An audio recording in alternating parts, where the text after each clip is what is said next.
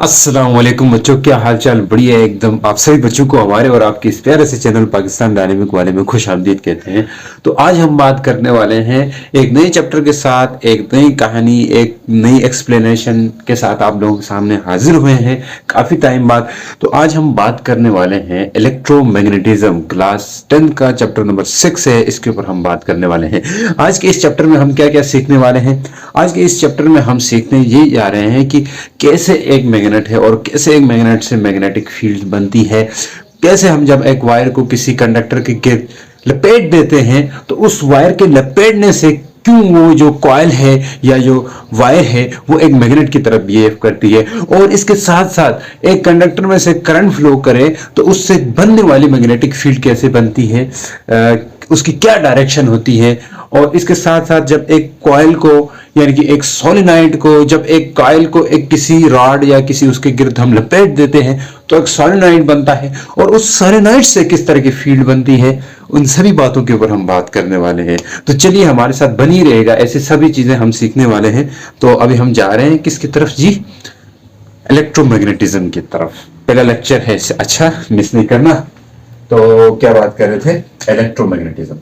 अच्छा, इस चैप्टर के अंदर हम इलेक्ट्रिसिटी से निकला, मैग्नेट से निकला। इलेक्ट्रोमैग्नेटिज्म किसे कहेंगे भैया?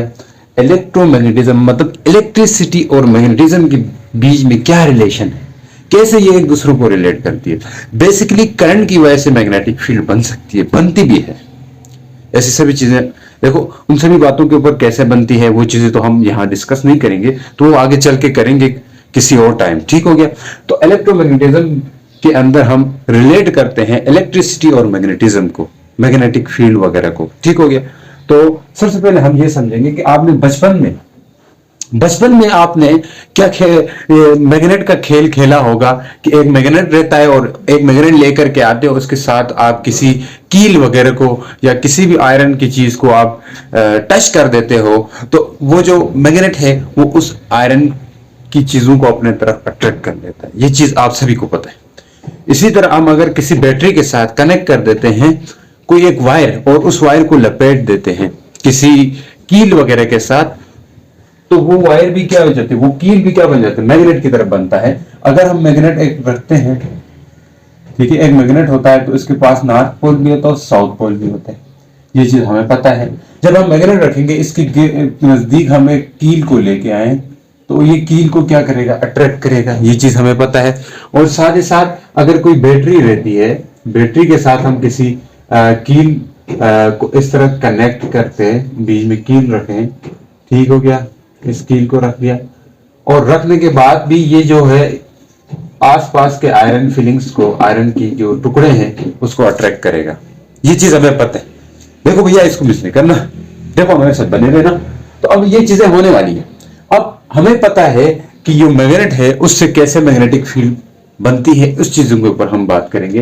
पता है तो आप लोगों को होगा, नहीं है तो हम डिस्कस करेंगे, हम समझाएंगे आपको, टेंशन क्यों ले रहे हो। देखो, अगर हमारे पास एक मैग्नेट रहता है, बड़ा सारा बनाऊंगा ना, नजर आएगा, ये कोई एक मैग्नेट है, बिल्कुल है मैग्नेट। तो ये एक मैग्नेट है तो इसका एक नॉर्थ पोल होगा, एक साउथ पोल होगा। अब इस मैग्नेट के करीब आप एक मैग्नेटिक के करीब आप एक नीडल रखते हो, ठीक है। उस नीडल को क्या, ये नीडल क्या होती है, नीडल का भी अपना एक नॉर्थ पोल और साउथ पोल होता है, ये चीज आपको पता है। अगर हम नीडल लाते हैं तो उसको मैंने यहां पे रख दिया शुरू में, उस नीडल का नॉर्थ और साउथ पोल होता है, ये तो हमें पता है। अब नीडल यहां रखूंगा तो नीडल का जो साउथ पोल है वो इसके नॉर्थ की तरफ अट्रैक्ट हो जाएगा और नॉर्थ पोल इससे रिपेल्ड हो जाएगा। अगर नीडल में यहां पे रखूं तो फिर इसका साउथ पोल फिर इस तरह से अट्रैक्ट होगा और नॉर्थ पोल कुछ नीचे की तरफ अट्रैक्ट होगा, थोड़ा इस तरह से अट्रैक्ट होगा। मतलब इसका साउथ पोल इस तरफ अट्रैक्ट हुआ, नॉर्थ पोल इस तरफ अट्रैक्ट हुआ, क्योंकि नॉर्थ पोल आहिस्ता आहिस्ता इस नीडल का नॉर्थ पोल साउथ पोल की तरफ अट्रैक्ट होगा। इस चीज को फिर से समझा रहा हूं। देखो क्या हो गया, हमने एक नीडल रखी, नीडल का जो साउथ पोल है वो मैग्नेट के नॉर्थ पोल की तरफ अट्रैक्ट हुआ, नीडल का जो नॉर्थ पोल है वो आहिस्ता आहिस्ता डिफ्लेक्ट होते हुए इस साउथ पोल की तरफ आ जाएगा। और इसी तरह हमारे पास अगर यहाँ पे लाके रखते हैं किसको, नीडल को, तो नॉर्थ पोल इस तरफ, साउथ पोल इस तरफ, नॉर्थ पोल इस तरफ। तो ये करते करते यहाँ पे आके अगर नीडल को हम रिपीट करें तो यहाँ पे इस तरफ साउथ नॉर्थ पोल आएगा, इस तरफ साउथ पोल आएगा। तो ये चीज अगर इसको हटा के हम एक लाइन बना सकते हैं कि यहाँ पे नॉर्थ पोल जो है ऐसे ऐसे आया, मतलब नॉर्थ पोल ऐसे ऐसे चल के आ गया, आगे कि नहीं आ गया। तो नॉर्थ पोल का जो मोशन है उसी को हम मैग्नेटिक फील्ड इंडिकेट कर रहे होते हैं। मतलब नॉर्थ पोल जो मूव कर रहा है, नॉर्थ पोल जो है वो एक खास, शुरू में ऐसा हुआ, फिर ऐसा हुआ, फिर ऐसा हुआ, फिर ऐसा हुआ, नॉर्थ पोल आते आते साउथ पोल की तरफ अट्रैक्ट हुआ। यही नॉर्थ पोल का जो मूवमेंट है, नॉर्थ पोल जो चल के आया है, वही मैग्नेटिक फील्ड की लाइन होती है। नॉर्थ पोल जो मूवमेंट है नॉर्थ पोल की, जिस तरह देखो ना, एक चार्ज रहता है सोर्स चार्ज, हम इसके करीब एक टेस्ट चार्ज लाते हैं, पॉजिटिव टेस्ट चार्ज। तो ये टेस्ट चार्ज जिस डायरेक्शन में मूव करके जाता है, जिस डायरेक्शन में मूव करके जाएगा, मान ले इस डायरेक्शन में जाएगा कि नहीं जाएगा, इलेक्ट्रिक फील्ड होगी इसकी, सोर्स चार्ज की, इस सोर्स चार्ज की इलेक्ट्रिक फील्ड की वजह से इस तरह मूव करेगा। तो इसी तरह नॉर्थ पोल जो है वो भी इस तरह मूव करता हुआ है। तो यहाँ पे हमने नॉर्थ पोल की डायरेक्शन को समझ लेना है, मैग्नेटिक फील्ड की डायरेक्शन। नॉर्थ पोल की जो डायरेक्शन होगी उसको मैग्नेटिक फील्ड की डायरेक्शन मानना है। जिससे यहाँ एक पॉजिटिव चार्ज जो मूव करके जाता है, तो उस पॉजिटिव चार्ज की जो डायरेक्शन है, जो मूवमेंट है, उसको हम इलेक्ट्रिक फील्ड मानते हैं। तो मैग्नेटिक फील्ड में भी हम इसी तरह करेंगे। ये काम सेम है, सिमिलर है, दोनों में ये चीज सिमिलर है। तो यहाँ पे जैसे अगर नेगेटिव चार्ज रहता है तो हम एक फिर पॉजिटिव टेस्ट चार्ज रखेंगे, वो इसकी तरफ मूव करेगा। तो तभी हम कह देते हैं कि नेगेटिव चार्ज होता है उसमें फील्ड इनवर्ड होती है और पॉजिटिव चार्ज में फील्ड आउटवर्ड होती है। ये चीजें हम पढ़ के आए हैं। अब इसी तरह अब इसको अगर हटा के नॉर्थ पोल की मूवमेंट यहां पे रखेंगे, फिर ये कुछ इस तरह हो जाएगी। ठीक हो गया, मतलब नॉर्थ पोल की मूवमेंट ही ले रहे हैं हम। नॉर्थ पोल की मूवमेंट ही क्यों ले रहे हैं? नॉर्थ पोल क्योंकि अकेला नॉर्थ पोल मूव नहीं कर सकता, उसके साथ साउथ पोल भी मूव करेगा, क्योंकि अकेला नॉर्थ पोल एग्जिस्ट ही नहीं करता। आप अगर इस मैग्नेट को तोड़ेंगे ना, ये एक हाइपोथेटिकल सिचुएशन है जिसमें हम ये ले रहे होते हैं, लेकिन ऐसा नहीं होता। अगर ये नॉर्थ पोल है, ये साउथ पोल है, आप इसको काट दे, बीच में से काट के फिर एक सिर्फ नॉर्थ पोल ले लें, लेकिन उस नॉर्थ पोल और साउथ पोल खुद ब खुद बन जाएगा उस टुकड़े का, जिसने जो आपने यहां से काटा था, इसका नॉर्थ और साउथ पोल खुद ही बन जाएगा। तो मतलब क्या है कि नॉर्थ पोल की मूवमेंट को हम स्टैंडर्ड माना है हमने। तो इसी तरह और भी फील्ड लाइंस आएंगी, यहां बाहर रखेंगे इस तरह होगा, ठीक हो गया, बाहर रखेंगे इस तरह होगा। तो यहाँ पे भी फील्ड लाइंस ऐसे आ रही होंगी, यहाँ पे भी फील्ड लाइंस ऐसी आ रही होंगी, और फील्ड लाइंस यूं जाती जाएगी। तो हमने मैग्नेटिक फील्ड जो है उसमें नॉर्थ पोल की मूवमेंट को हमने क्या माना है? नॉर्थ पोल की मूवमेंट को हमने मैग्नेटिक फील्ड की डायरेक्शन मानी है। नॉर्थ पोल की मूवमेंट को हमने मैग्नेटिक फील्ड की डायरेक्शन मानी है। ये चीज समझ आ रही है भैया एकदम से? गुड। अब देखें इलेक्ट्रिक फील्ड में क्या होती थी। यहां अगर सोर्स चार्ज रहता है Q, एक यहां नेगेटिव चार्ज रहता है Q, तो हम कह देते थे कि नेगेटिव इलेक्ट्रिक फील्ड जो है पॉजिटिव चार्ज से निकल के नेगेटिव चार्ज में जाके खत्म होती है, यही तो कह देते थे ना। तो यहां पर क्या होगा, इलेक्ट्रिक फील्ड पॉजिटिव चार्ज से निकल नेगेटिव चार्ज में खत्म हो जाती थी। और इसी तरह ये नेगेटिव पॉजिटिव चार्ज से स्टार्ट और नेगेटिव चार्ज पे खत्म। लेकिन मैग्नेटिक फील्ड में ऐसा नहीं होता। मैग्नेटिक फील्ड एक क्लोज लूप बनाती है, क्लोज लूप बनाती है, यानी कि ऐसे आएगी ऐसे जाएगी मैग्नेटिक फील्ड। ये कैसे बातें कर रहे हैं सर, हमें समझ नहीं आ रही है। हम इस चीज को समझने के लिए मैग्नेटिक फील्ड की प्रॉपर्टीज को डिस्कस करेंगे। मैग्नेटिक फील्ड की प्रॉपर्टीज डिस्कस करेंगे तो हमें ये चीज अच्छे से समझ आने वाली है। तो आइए, तो मैग्नेटिक फील्ड की प्रॉपर्टीज क्या है उसको हम पढ़ते हैं। तो उम्मीद करता हूं आप लोगों को ये चीजें समझ आ रही है। तो magnetic field lines always start, properties पढ़ेंगे, properties of magnetic field, properties of magnetic field. इसकी प्रॉपर्टीज क्या हो सकती है? नंबर 1, मैग्नेटिक फील्ड लाइंस हमेशा स्टार्ट करती है कहां से? नॉर्थ पोल से, और एंड हो जाती है, एंड नहीं होती बल्कि इमर्ज करती है। ठीक है, एंड हो जाएगी, स्टार्ट होगी, फिर एंटर कहां पे होगी? साउथ पोल में। ये पॉइंट हम लिख सकते हैं। Magnetic field line, magnetic field line, magnetic field line को बी एरो से रिप्रेजेंट कर सकते हैं। ठीक है, start from north pole and enter into south pole. लेकिन इनसाइड द मैग्नेट ये इंटर होकर खत्म नहीं होगी, ये एक क्लोज लूप बनाएगी, मैग्नेटिक फील्ड क्लोज लूप बनाएगी, एक इंटर होके नहीं खत्म होगी भैया। बट इनसाइड द मैग्नेट के हमें ऐसा लग रहा है यहां पे आके खत्म हुई, लेकिन inside magnetic field line propagate करती है साउथ से नॉर्थ की तरफ। ये बात बड़ी अजीब सी लगती है जब पहले दफा सुनो तो। देखो बाहर तो हमें पता चलता है कि नॉर्थ से साउथ जा रही है, लेकिन मैग्नेट के अंदर मैग्नेटिक फील्ड लाइन का मूवमेंट किस तरफ होता है या प्रोपगेशन किस तरफ होता है, साउथ से नॉर्थ की तरफ होता है। ये चीज यहां मेंशन करनी जरूरी है। But inside the magnet field lines move from south pole to north pole. ये चीज चमकी क्या? ये चीज चमकी कि नहीं चमकी बच्चों?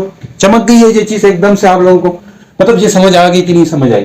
देखिए magnetic field lines north pole से साउथ पोल की तरफ जाती है, लेकिन अंदर मैग्नेट के अंदर जो है वो कहां से कहां रहती है, साउथ से नॉर्थ की तरफ मूव करती है। ये मैग्नेटिक फील्ड लाइंस की प्रॉपर्टी है।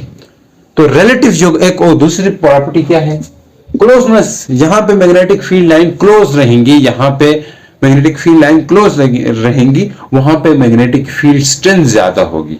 मतलब वहां पे किसी नीडल, किसी आयरन फीलिंग, कोई भी आयरन का टुकड़ा रखें, पीस रखें, वो ज्यादा अट्रैक्ट हो जाएगा जहां पे मैग्नेटिक फील्ड लाइंस ज्यादा क्लोज होंगी, क्योंकि वहां मैग्नेटिक फील्ड स्ट्रेंथ बढ़ती है, वहां पे मैग्नेटिक फील्ड स्ट्रेंथ बढ़ती है। जैसे आप देखिए यहां पे पास जो है मैग्नेट, यहां पे बहुत क्लोज है लाइन, यहां पे कम है तो यहां पे कम अट्रैक्ट होगा, यहां ज्यादा अट्रैक्ट होगा। ये चीज समझ आएगी? तो हम एक पॉइंट मैग्नेटिक फील्ड की प्रॉपर्टीज में ये भी देख सकते हैं कि रिलेटिव क्लोजनेस, आपस की नजदीकी, ठीक है, relative closeness of field line या मैग्नेटिक फील्ड लाइन लिख दो आप, फील्ड लाइंस, जो relative closeness of field lines होंगी ना, give magnetic field strength, give magnetic field strength, उधर मैग्नेटिक फील्ड स्ट्रेंथ उतनी ही ज्यादा होगी, उतनी ही ज्यादा होगी। ये चीज समझ आई बच्चों? अब देखिए तीसरा पॉइंट जो है वो हम ये लिखेंगे कि दो मैग्नेटिक फील्ड लाइंस कभी भी एक दूसरे को इंटरसेक्ट नहीं कर सकती है, काट नहीं सकती है। जिस तरह हम इलेक्ट्रिक फील्ड लाइंस का कभी कह देते थे कि ये एक दूसरे को काट नहीं सकती थी, तो मैग्नेटिक फील्ड लाइंस जो है ये भी एक दूसरे को काट नहीं सकती है। Two magnetic field lines, two magnetic field lines can never intersect each other, एक दूसरों को काट नहीं सकेगी दो मैग्नेटिक फील्ड लाइंस। कैसे? अगर देखें एक मैग्नेटिक फील्ड लाइन ये जा रही है और एक मैग्नेटिक फील्ड लाइन ये जा रही है, अब यहां पे कोई एक नॉर्थ पोल रहेगा। देखो अगर मैग्नेटिक फील्ड लाइंस चेक कर, हम चार्ज मतलब दो इलेक्ट्रिक फील्ड रहती तो हम वहां पर चार्ज रखते थे, तो हम कह देते थे कि चार्ज जो है इन दो में से एक ही के अलॉन्ग जाना है, क्योंकि जहां मैग्नेटिक फील्ड होती है, जहां इलेक्ट्रिक फील्ड होती है, उसमें चार्ज को रखते हैं। मैग्नेटिक फील्ड में नॉर्थ पोल को रखेंगे, मैग्नेट को रखेंगे, नॉर्थ पोल तुम नहीं रख सकते अकेला, कोई एक मैग्नेट को रखेंगे। अगर ये मैग्नेटिक फील्ड है, इलेक्ट्रिक नहीं है 2 मिनट के लिए, मैग्नेटिक फील्ड है, यहां एक मैग्नेट रखेंगे, तो मैग्नेट का जो नॉर्थ पोल है वो इस डायरेक्शन में डिफ्लेक्ट होगा और साउथ पोल जो है वो इस डायरेक्शन में जाएगा। मतलब उसका मूवमेंट ये, नॉर्थ पोल की मूवमेंट ये होगी ना। तो जहां अगर नॉर्थ पोल रहता है तो नॉर्थ पोल जा तो इस फील्ड के अलॉन्ग जाएगा या तो इस फील्ड के अलॉन्ग जाएगा, किसी एक के अलॉन्ग थोड़ी ना जाएगा, किसी एक के अलॉन्ग ही जाना पड़ेगा उसको। मतलब यहां दो फील्ड है, मतलब दो फोर्सेस लग रही हैं, मैग्नेटिक फोर्स, उन दो फोर्सेस में एक रिजल्टेंट डायरेक्शन में जाना होगा अगर गया भी तो। ऐसा तो नहीं है आप अगर 3 बंदे हैं किसी एक चीज को खींच रहे हो तो ऐसा नहीं है कि वो जो चीज जिसको खींच रहे हो वो हर एक की तरफ जाए, नहीं, जिस तरफ नेट फोर्स होगी उसी तरफ जाएगी ना वो चीज, जिस तरफ रिजल्टेंट फोर्स होगी उसी तरफ जाएगी। तो यहां पे जो है दो फील्ड लाइंस है तो उनमें से एक की तरफ जाना होगा। तो मतलब ऐसा पॉसिबल ही नहीं है कि दो फील्ड लाइंस आपस में एक दूसरे को इंटरसेक्ट कर पाए, और इंटरसेक्ट करने के साथ साथ मतलब मैग्नेट को, एक टेस्ट मैग्नेट को या ले लें एक नॉर्थ पोल को, वो एक ही फील्ड लेके जाएगी, ऐसा नहीं है। या तो अगर कर रही तो इनका एक रिजल्टेंट बनेगी, तो रिजल्टेंट में बनाने का मकसद भी यही होता है कि वहां पे फील्ड लाइन हमारी इंटरसेक्ट नहीं कर रही है, तो रिजल्टेंट है वहां तो मूव कर ही सकता है। तो यहां पे क्या होगा, एक ही डायरेक्शन के अलग जाना होगा नॉर्थ पोल को, न कि दो डायरेक्शन। तो ऐसा पॉसिबल नहीं है कि दोनों की ही डायरेक्शन में जाए। अगर दोनों की डायरेक्शन में नहीं जा सकता है तो तू दो फील्ड लाइंस इंटरसेक्ट भी नहीं कर सकती, नहीं जा सकता ना दो के डायरेक्शन में। तीन बंदे किसी चीज को खींच रहे हैं तो वो तीनों की डायरेक्शन में थोड़ी ना जाएगी वो चीज। तो यहां पे दो फील्ड लाइंस है तो दोनों फील्ड लाइंस के अलग तो नहीं जाएगा नॉर्थ पोल, किसी एक की डायरेक्शन में जाना होगा उसको। तो ये थी हमारे पास प्रॉपर्टीज ऑफ मैग्नेटिक फील्ड। अब इसके आगे की वीडियोस में हम ये जानेंगे कि वीडियो लेंथी बनेगी तो फिर आप वो होंगे, उसमें हम सीखेंगे कि कैसे एक वायर है, करंट कैरिंग वायर हो, उसमें कैसे मैग्नेटिक फील्ड बनती है और डायरेक्शन क्या होगी, इसके ऊपर बात करेंगे। एक क्लोज कॉइल लेंगे, उसमें कैसे मैग्नेटिक फील्ड बनती है, सोलेनॉइड के ऊपर बात करेंगे। उम्मीद करता हूं ये चीज आप लोगों को बढ़िया से क्लियर हो गया होगा। तो हमारे साथ बनिए रहिएगा। तो तब तक के लिए गुड बाय, अल्लाह हाफिज।